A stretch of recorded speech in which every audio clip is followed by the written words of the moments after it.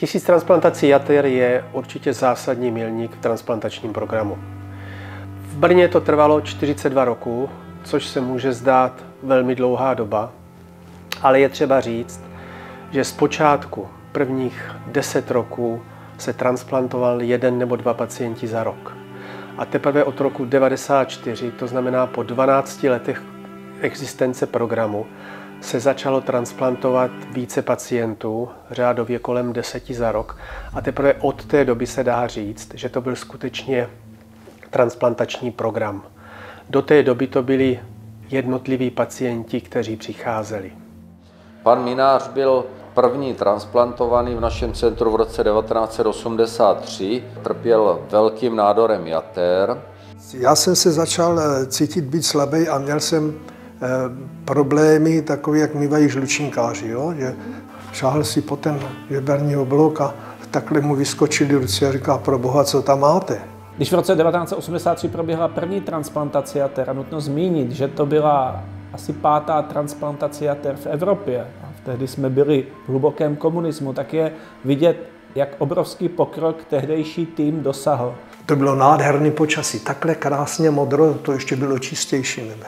To probuzení bylo úžasně krásné, protože když jsem viděl, že ty sestřičky okolo mě běhají, že, a chystají tam ty kapačky, ale postupně každý den se to lepšilo v podstatě, takže to bylo všechno takový příjemný. No. Ono to se odehrálo celý hodně rychle. Bylo to v druháku na střední, moje spolužáci řešili prodlouženou a nacvičovali a mě prostě v prosinci bylo špatně.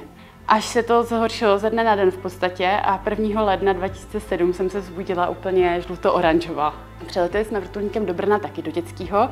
Tam já už si v podstatě skoro nic nepamatuju. Jste po transplantaci jater a prostě objevila se vám genetická nemoc a prostě byla jste v akutním stavu a museli jsme jako zasáhnout, vyřešit to takhle. Paní Stará je také unikátní pacientka svým způsobem, protože porodila 4 děti po transplantaci, maximálně profitovala z transplantace a byla transplantovaná pro vzácné genetické onemocnění Wilsonovu nemoc, což je porucha metabolismu mědi. Já jsem přijela na transplantační jako, pane doktore, já jsem zase těhotná. A pan doktor jenom jako, to je úžasný. A potom se vlastně asi rok vůbec jako nemohlo přijít na to, co mi je, až mi byla stanovena diagnóza autoimunitní hepatitida, což je takové onemocnění neúplně probádané, mi bylo řečeno.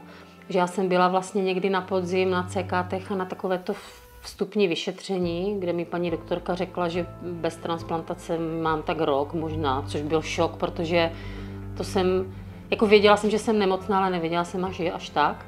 Vlastně 8. ledna jsem se dostala na waiting list a 8. dubna potom jsem byla transplantovaná toho samého roku, takže relativně rychle.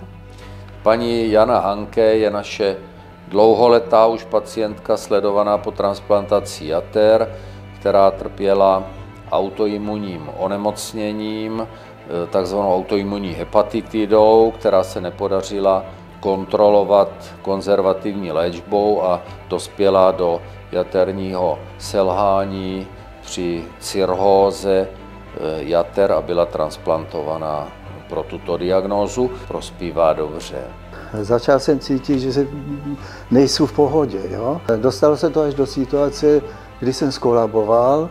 No a díky lékařům na ARO se jim podařilo mě teda zase oživit. To vůbec jsem zažil plno pocitů, který dřív ne. Že?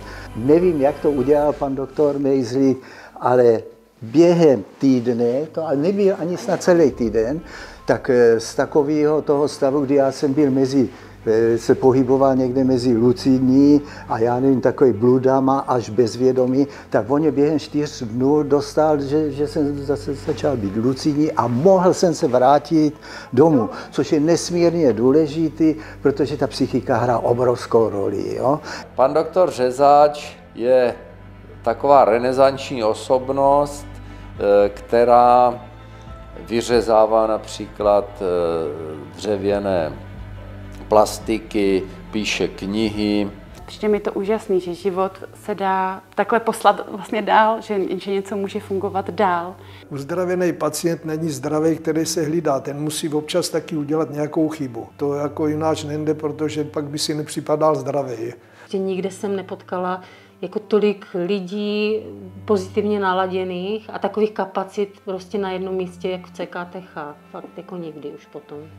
Je to vlastně velká práce nás, koordinátorů a zároveň našeho dárcovského konzultanta, pana doktora Chobuly, který pracuje v nemocnici tady u svaté Anny na Áru.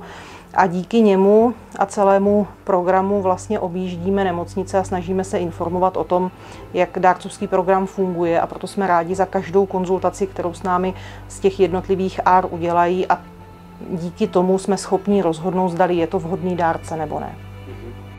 V souvislosti s 1000 transplantací jater bych velmi rád poděkoval všem, kteří se na tomto programu podíleli.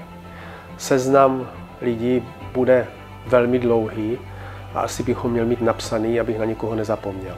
Toto není one-man show, toto není one-woman show, toto je záležitost celého týmu. A tak, jak jsem zmiňoval, v té historii to byla, už tehdy na tom operačním sále bylo spousty lidí, tak dneska na tom operačním sále je sice pár lidí, ale za celou tou transplantací, přípravou, vlastním průběhem a potom tou pooperační péči a následnou péči stojí celý tým. Tak vlastně nikdy nevíme, jak dlouhý ten život máme, a bez ohledu na to, jestli jsme někdy byli na nějaké operaci nebo ne. Tak mě baví k životu přistupovat tak, jako by každý den byl nějakým způsobem poslední. A abych si večer mohla říct, že kdybych se v noci jako nezbudila nebo ráno nezbudila, takže jsem byla šťastná, že jsem si ten život užila.